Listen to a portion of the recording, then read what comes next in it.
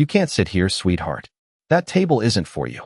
The words cut through the noise of Jefferson Academy's cafeteria like a sudden chill on an otherwise warm afternoon, and Marcus Reed froze mid-step, his hand still wrapped around the strap of his leather briefcase as he stood just inside the double doors at exactly 12:17 p.m., the smell of pizza slices and carton milk filling the air, while hundreds of students filled the room with the usual lunchtime chaos. Yet in that single moment, everything seemed to slow as his eyes locked onto his daughter. Ava, a small fourth grader with braided hair and a navy blue uniform sweater, standing beside a table already crowded with laughing students. Her tray balanced carefully in both hands as she hesitated. Glancing up at the cafeteria monitor who had just spoken, a woman in her mid-50s with a tight smile and folded arms, pointing toward the far corner of the room where only 3 other students sat quietly. Marcus didn't move, didn't speak. He simply watched as Ava nodded softly and turned away. Walking across the cafeteria floor with measured steps, trying not to spill the carton of chocolate milk wobbling near the edge of her tray. And there was something about the way she walked, something careful, something practiced, that tightened Marcus's chest in a way he couldn't immediately explain, because this didn't look like a one-time moment. It looked familiar, routine, expected.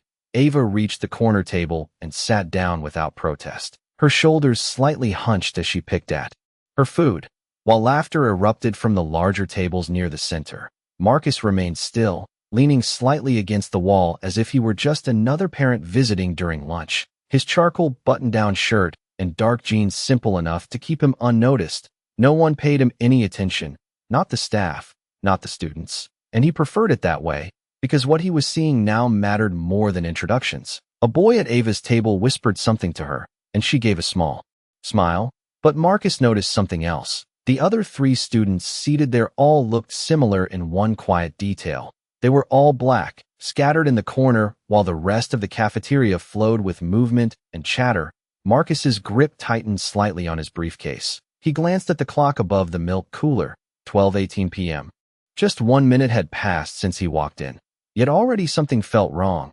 He stepped forward slowly, blending into the crowd, and as he passed another table he heard 2 girls whisper, "She always sits there." One of them muttered casually, the other shrugged. "Yeah, that's just how they do it." Marcus paused for half a second, the words settling heavily in his mind. Just how they do it. He turned his head slightly back toward Ava, who now stirred her applesauce quietly, her movements calm. Almost too calm for a 10-year-old. Marcus inhaled slowly, the sound of trays clattering and sneakers squeaking across the polished floor filling the space around him. But his focus remained locked on that corner table, because something about this moment felt bigger than a single lunch period, bigger than one comment. It felt like a pattern. And Marcus Reed had learned long ago that patterns rarely revealed themselves unless someone took the time to stand still and see them unfold. Marcus Reed did not walk toward his daughter right away. He moved slowly along the wall, pretending to study the colorful posters about kindness and school pride, while his eyes tracked every movement in the cafeteria. The noise of students laughing and trays sliding across tables blended into a steady hum. But Marcus noticed the details that others ignored. The cafeteria monitor, who had pointed Ava to the corner, now stood near the center table, smiling and chatting with a group of students while another child approached her holding a tray. She leaned down, slightly glanced at his face, and nodded toward an open seat in the middle of the room. Marcus followed the gesture and watched as the boy slid into the group, laughing instantly. No hesitation, no redirection. Marcus glanced back toward Ava. She was still in the corner, carefully peeling the lid off her applesauce, her movements quiet, measured, like someone trying not to draw attention to herself. He took another step forward, passing the milk cooler where 2 boys stood arguing playfully about trading snacks, their voices cheerful, normal, the kind of easy energy that filled most school lunchrooms. But the corner table felt different. It felt separated not by walls, but by expectation. Marcus reached for a paper visitor badge resting on a small table near the entrance and clipped it to his shirt without breaking his focus. The badge read "Visitor" in bold blue letters, no name, no explanation, just enough to blend in. He walked past another table where a teacher sat monitoring students. She glanced at him briefly, then looked away, assuming he was just another parent stopping by. Marcus slowed his pace again, watching as a cafeteria staff member rolled out a cart, with extra milk cartons. Several students jumped up excitedly, but when the cart reached the center tables, the staff member began handing them out with a friendly smile. Marcus noticed that the cart never reached the corner. Ava looked up briefly, then returned to her tray. Without asking, he felt something shift inside him, not anger, not yet, but recognition, like a memory trying to surface from years ago. He folded his arms casually, as if he were just observing a typical school day, but his eyes remained fixed on the pattern forming in front of him. A girl at Ava's table whispered something, and Ava nodded softly. Then the girl pointed toward the center of the cafeteria. Ava shook her head gently and continued eating. Marcus exhaled slowly. He glanced at the clock again. 12:21 p.m. Only 4 minutes had passed since he walked in, yet the rhythm of the room had already revealed more than he expected. Another staff member walked by Ava's table, barely glancing down, before continuing forward, while moments later, she stopped at another table laughing with a group of students. Marcus shifted his weight slightly, his calm expression unchanged, but his mind working quietly, piece by piece, detail by detail. The noise of the cafeteria faded behind the clarity of what he was seeing. This was not loud, this was not obvious, this was subtle, quiet, structured, and Marcus Reed had spent years building companies by recognizing patterns others overlooked. Now he stood in the middle of a school cafeteria, doing the same thing, and the more he watched, the more certain he became this was not just one moment. This was something that had been happening long before he walked through those doors, and something told him Ava had already learned how to navigate it without saying a word. Marcus Reed shifted slightly closer to the center aisle, but still kept his distance, his expression calm, his posture relaxed, like a parent casually observing lunch. Yet his attention sharpened when another group of students approached the main tables. 2 boys laughed as they carried their trays and slid easily into open seats, while a third student hesitated near Ava's table, glancing toward the cafeteria monitor before slowly walking over to the corner. Marcus noticed the small exchange. The boy did not ask permission, he simply assumed where he belonged, and the cafeteria monitor nodded, subtly confirming the silent rule. Marcus followed the movement carefully, the pattern becoming clearer with every second. The corner table filled gradually with students who shared the same quiet demeanor, the same careful movements, the same glance toward authority before sitting. Meanwhile, the center tables remained loud, energetic, and free. Marcus felt the weight of that difference, not in volume, but in expectation. A teacher walked past the corner table carrying a clipboard. She paused briefly, scanning the room. Her eyes passed over Ava and the others before she continued toward the middle tables, where she leaned down to speak warmly with a group of students. Marcus noticed the shift in tone, even from across the cafeteria. The teacher laughed lightly, then straightened and moved on. The contrast was subtle, but unmistakable. Ava lifted her milk carton and took a small sip, her eyes drifting toward the center of the room, where another group of students traded snacks and jokes. Marcus saw her watching for just a moment before she lowered her gaze again and returned to her tray. He felt a familiar tension settle in his chest, not because of anything loud or dramatic, but because of how quiet it all was. This was not confrontation, this was conditioning. Marcus took another slow breath as a girl at Ava's table leaned closer and whispered something. Ava nodded again, then slid her tray slightly to make room for another student who had just arrived. The movement, polite, practiced like a routine, repeated many times. Marcus glanced toward the cafeteria entrance as more students entered for the next lunch rotation. The noise shifted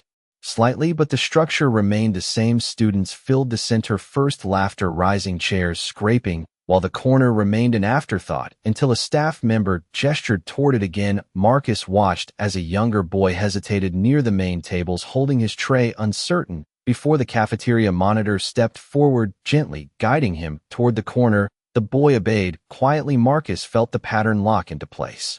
His years of reading rooms, boardrooms, negotiations, and silent power dynamics had trained him to see what others missed, and now the cafeteria looked less like a random lunch period and more like a system operating smoothly. Without question, he checked the clock again. 12:24 p.m. 7 minutes since he walked in, and already he had seen enough to understand that this was not accidental. Ava finished half her sandwich, then folded her napkin neatly beside her tray. Marcus noticed the small detail, the carefulness, the discipline far beyond her age, and he wondered how long she had been navigating this without saying anything to him. He shifted his stance, slightly stepping closer to a nearby pillar, giving himself a clearer view of the entire room. and as he watched another staff member pass by the corner table again, offering no greeting, no acknowledgement, while moments later, she stopped at the center tables to remind students about an upcoming school event, her voice bright and inviting. Marcus did not move, but inside something settled into quiet certainty. This was no longer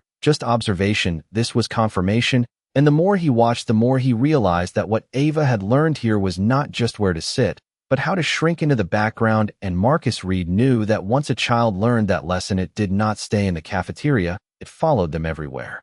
Marcus Reed remained near the pillar, his eyes steady as the rhythm of the cafeteria continued, but then something shifted. A girl from one of the center tables stood holding her tray. She looked around, scanning for a place to sit. Her gaze landed briefly on Ava and the corner table before she started walking toward them, her steps hesitant, yet determined. Marcus noticed immediately, because it was the first time someone from the center moved toward that space. The girl reached the table and asked softly, "Is this seat taken?" Ava looked up surprised, then shook her head gently. The girl began to sit, but before she could lower her tray, the cafeteria monitor appeared beside her almost instantly, like she had been watching the entire exchange. "You can sit over there," she said, pointing back toward the center tables, her voice calm but firm. The girl hesitated, glancing between Ava and the open seat, but the monitor gave a polite smile that did not leave room for discussion. The girl nodded quietly and walked back toward the center. Marcus felt the air around him tighten, not because of the words themselves, but because of the speed and certainty behind them. Ava lowered her eyes again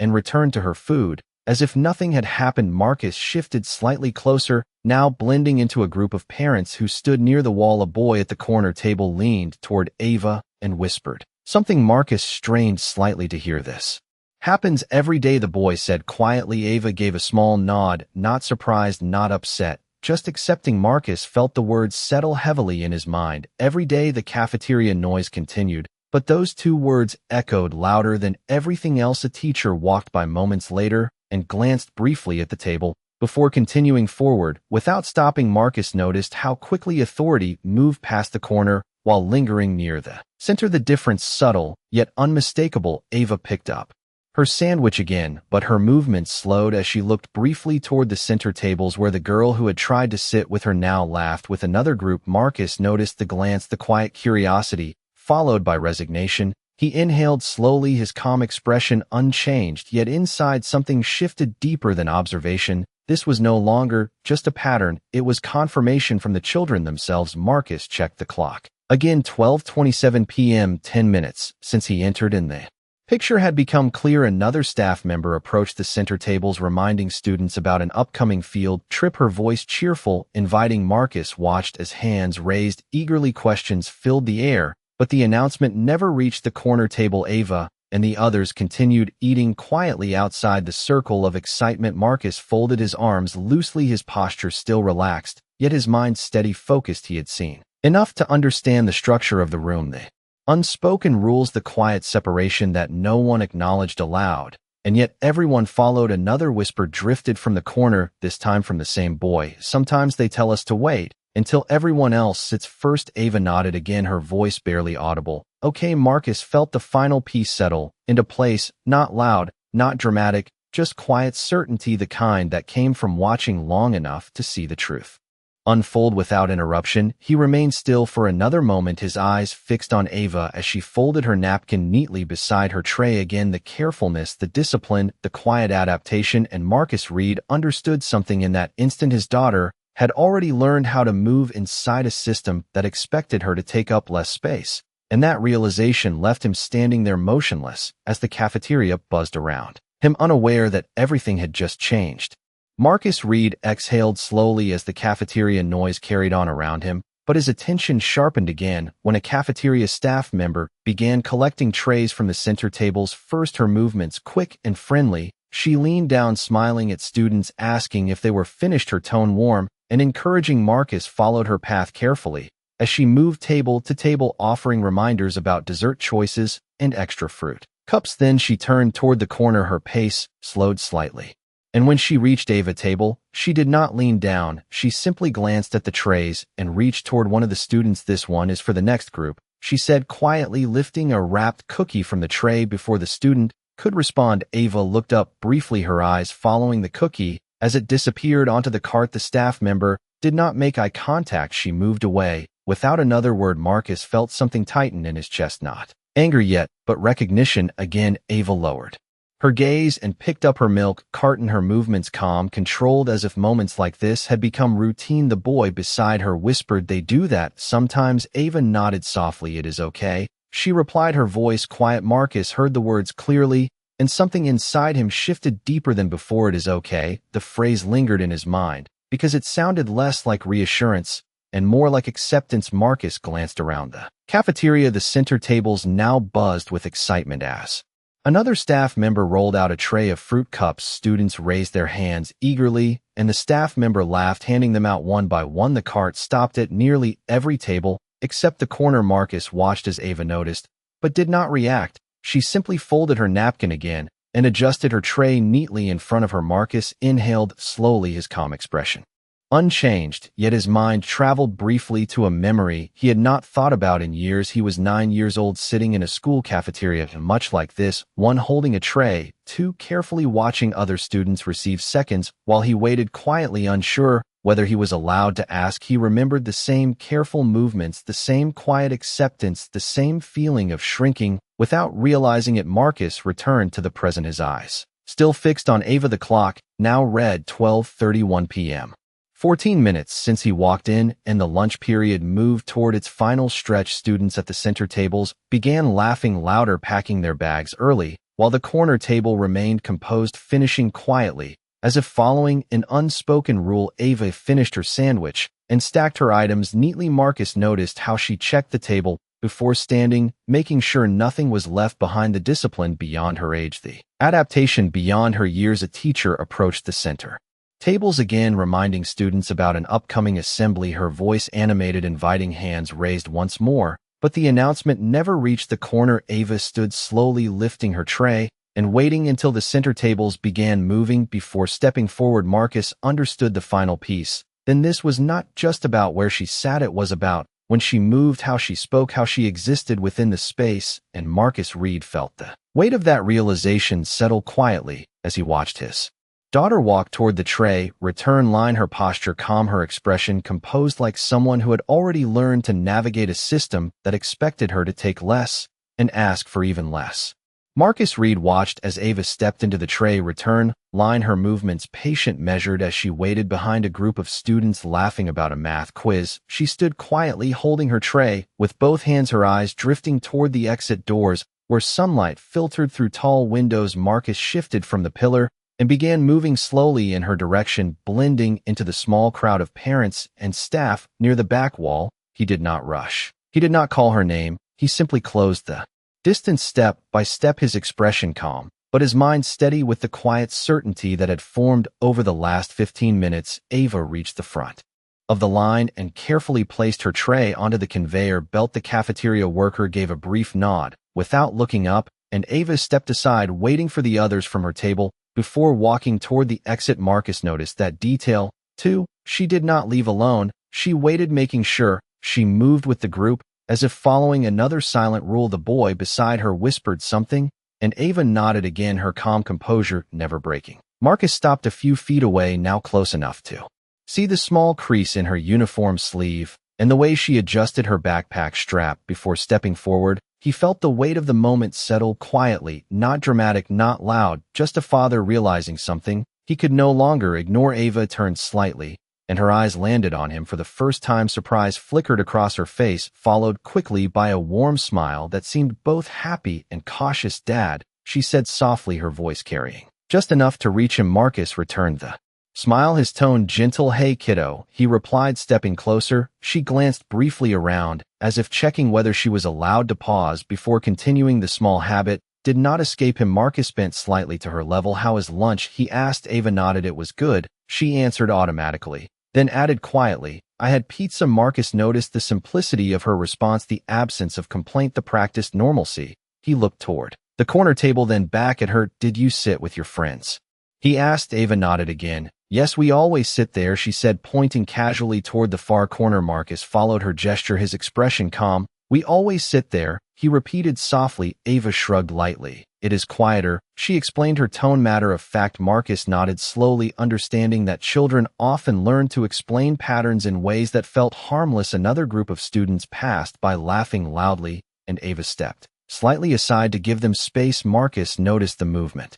Again, the instinct to move first, he placed a gentle hand on her shoulder, not to stop her, but to steady the moment. "You ready for class?" he asked. Ava nodded. "Yes, sir," she replied, then hesitated. "Are you leaving now?" Marcus looked at her for a moment, then glanced back across the cafeteria. The tables, the staff, the corner that had revealed more than anyone intended. "Not yet," he said quietly. "I think I will walk with you." Ava smiled again, relieved, and together they began moving toward the exit doors. The cafeteria, noise fading behind them, while Marcus Reed carried with him the quiet certainty that what he had witnessed was only the beginning.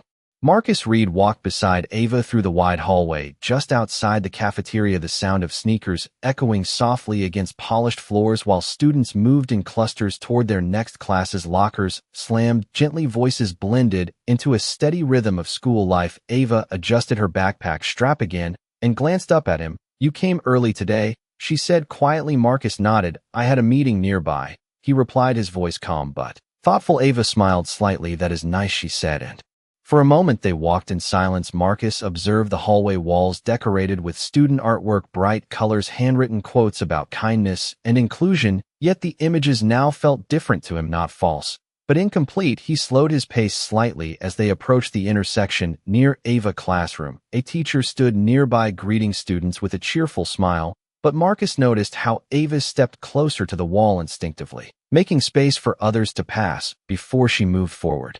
He recognized the pattern again, the quiet adjustment, the habit of minimizing presence. He glanced down at her gently. "Ava, can I ask you something?" he said. She looked up. "Sure, Dad. Do you always sit in that corner during lunch?" Ava hesitated only briefly, then nodded. "Yes, that is our table," she answered casually. Marcus kept his tone light. "Has it always been your table?" Ava shrugged. "I think so," she said. "Sometimes they tell us where to sit, so we just go there." Marcus felt the words settle heavily. "Sometimes they tell us where to sit," he repeated softly. Ava nodded again. "It is fine, though," she added quickly. "We get to talk, and it is quieter." Marcus nodded slowly, understanding how children often soften things that adults recognize differently. Another group of students passed them, laughing loudly. Ava stepped aside again, letting them pass. Before continuing forward, Marcus noticed once more the instinctive movement. He stopped gently near the doorway of her classroom. Ava turned to him. "Is everything okay?"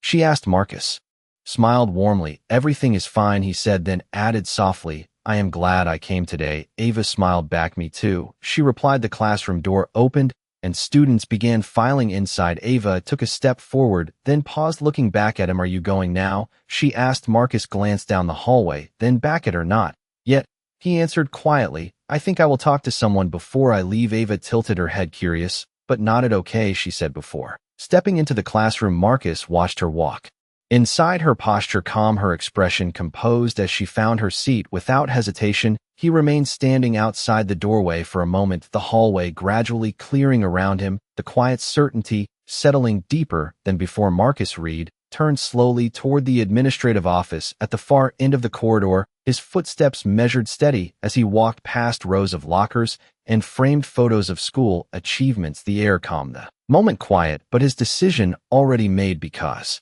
what he had witnessed was no longer just observation, it was something that required a response. And as he approached the office doors, he reached into his pocket, pulling out his phone, his expression calm as he tapped a contact and lifted it to his ear, his voice low and composed. "I am at Jefferson Academy," he said quietly. Paused for a moment.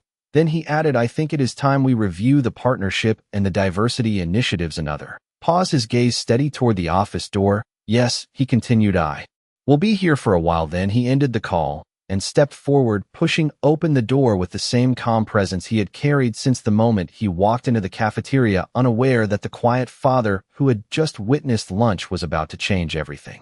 Marcus Reed stepped into the administrative office, where the air felt quieter than the hallway outside, the soft hum of a printer and the faint tapping of a keyboard filling the space behind a wide reception desk. A woman in her mid-40s looked up from her computer, offering a polite smile. "Good afternoon. How can I help you?" Marcus returned the smile calmly. "I would like to speak with the principal." She nodded politely. "Do you have an appointment?"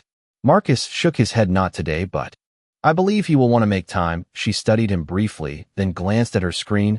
"May I have your name, Marcus Reed?" He answered simply. The receptionist typed the name, then paused, her expression shifting slightly. As she read something on her monitor, she looked back up. "Just a moment, please," she said, her tone suddenly more formal. Marcus stood quietly near the seating area, his posture relaxed, his eyes drifting across framed photos of academic awards and community partnerships mounted along the wall. He recognized the logo of a foundation he knew well. His gaze lingered there briefly before the receptionist stood. "Mr. Harper, we'll see you now," she said, stepping aside toward the hallway. Marcus nodded and followed her past a row of closed office doors until she stopped outside one marked Principal Daniel Harper. She knocked lightly and opened the door. "He is here," she said, stepping aside. Daniel Harper looked up from his desk, a man in his early 50s with neatly combed hair and a professional smile. "Good afternoon. Please come in." Marcus stepped forward, shaking his hand calmly. "Thank you for making time." Daniel gestured toward a chair. "What brings you in today?" Marcus sat down slowly, his expression composed. "I visited during lunch today," he said. Daniel nodded politely. "Always happy to see parents involved." Marcus continued quietly. "I spent about 15 minutes in the cafeteria observing." Daniel leaned back slightly, his expression attentive. "That is great. We encourage parents to stop by." Marcus held his gaze calmly. "I noticed a pattern." Daniel tilted his head slightly. "What kind of pattern?" Marcus folded his hands loosely on his lap. "Students being directed to specific tables," he said quietly. Daniel hesitated briefly. "I am not sure I understand." Marcus continued, his tone calm, measured. "Some students were guided toward the corner, while others were welcomed to the center." Daniel shifted slightly in his chair. "Our staff sometimes helps with seating for organization." Marcus nodded slowly. "I understand.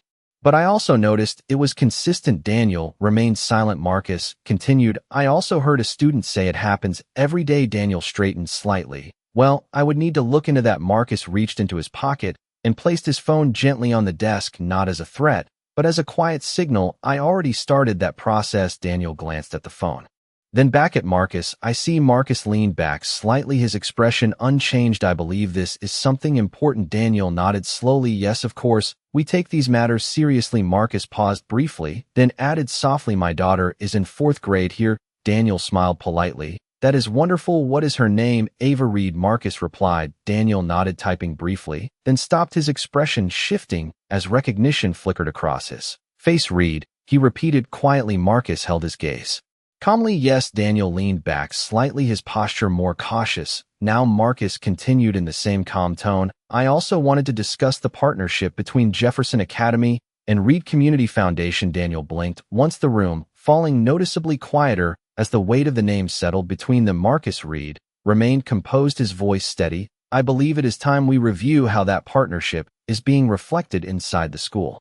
Daniel Harper sat quietly for a moment, the professional smile fading into careful attention as Marcus Reed remained calm across the desk, the silence stretching just long enough to shift the atmosphere in the room. Daniel cleared his throat. "The Reed Community Foundation has been an incredible partner for this school," he said carefully. Marcus nodded slightly. "I am glad to hear that." Daniel continued, "We appreciate everything your foundation has done, the technology upgrades, the scholarship program, the cafeteria renovation." Marcus glanced briefly toward the framed photo behind Daniel's desk, showing the ribbon-cutting ceremony from 2 years earlier. He recognized himself standing at the edge of the photo beside school officials, his expression calm. "Even then, I remember that day," Marcus said quietly. Daniel followed his gaze. "Yes, that renovation made a huge difference for our students." Marcus leaned forward slightly, his tone still calm. "I visited that cafeteria today." Daniel nodded slowly. "Yes, you mentioned that." Marcus continued, "I watched students being guided to specific tables. I watched announcements reach some students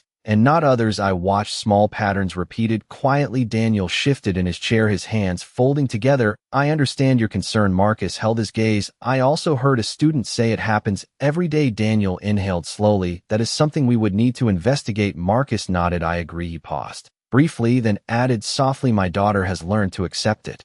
Daniel looked down briefly, then back up. "I am very sorry if she felt uncomfortable." Marcus shook his head gently. "She did not complain." Marcus replied. "That is what concerned me." Daniel fell silent again, the weight of the statement settling between them. Marcus continued, his voice steady. "When children learn to shrink, they carry that lesson with them." Daniel nodded slowly. "I see your point." Marcus leaned back slightly, his posture relaxed, but his words firm. "The Reed Community Foundation supports schools that reflect opportunity, not quiet separation."